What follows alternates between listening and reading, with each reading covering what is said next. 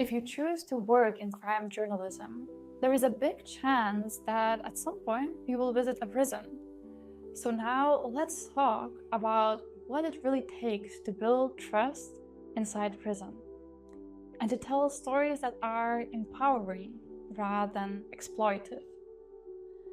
When working inside prisons, whether as a journalist, educator, or an artist, building trust isn't optional, it's essential. Because without trust, the stories people share with you will either be guarded or won't be shared at all. Before starting any project, take time to research your local prison system. Every country and even every facility has its own rules, culture, and dynamics. Even I strongly recommend reaching out to local NGOs that work with prisons. They usually have already established relationships, they understand the system from the inside, and they may be more open to partner with you than the really closed prisons administrations. So how do you build trust, especially in a space shaped by surveillance, power imbalances, and past trauma? I'll walk you through some core principles that should guide any meaningful interaction inside the prison setting. And these principles are grounded in both experience and research. First, respect for the other. This sounds simple, but it might not be that easy inside the prison. It's easy to get judgmental there. Respect means not seeing people as their crime or their case file. It means approaching them as full human beings, complex, evolving, and worthy of dignity. And also, please make sure that your first question wouldn't be, what crime did you commit? Building on that second principle is voluntary participation and informed consent. Every interview or participation in a project must be voluntary.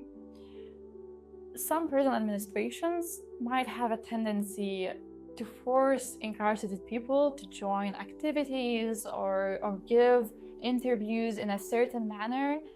So please make sure that people that you are talking to, they're there because they want you.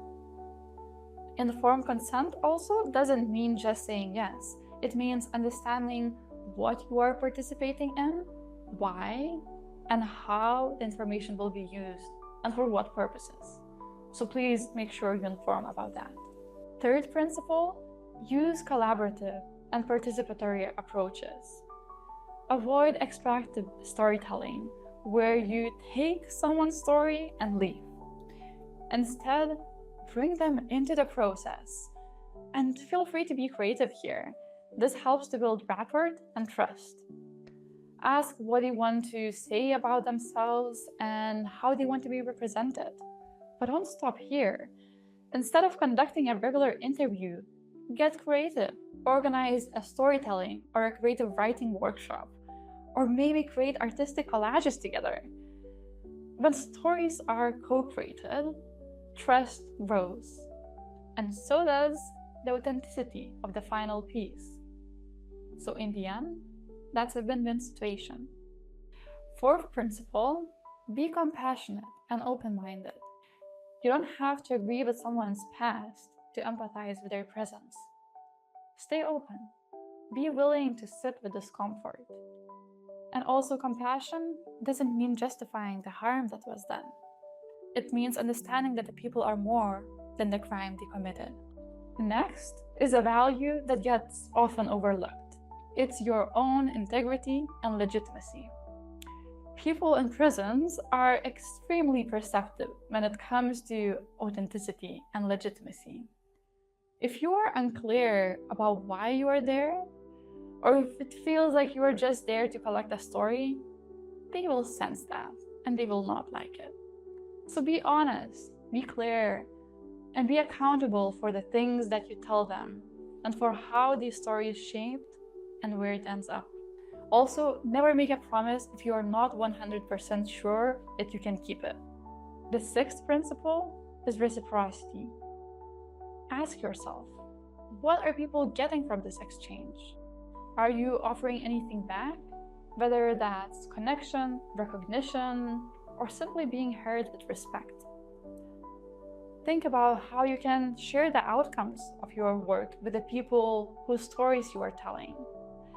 Many incarcerated individuals don't have access to the internet or phones, so it's worth planning in advance how you will make the final product, whether that's a written piece or a podcast, accessible to them in some kind of form. And there's also another layer here.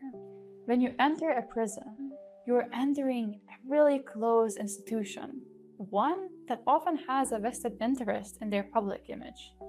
So it's important to consider how you will navigate that internal dynamic of the prison system while staying true to your ethical commitments and the goals of storytelling.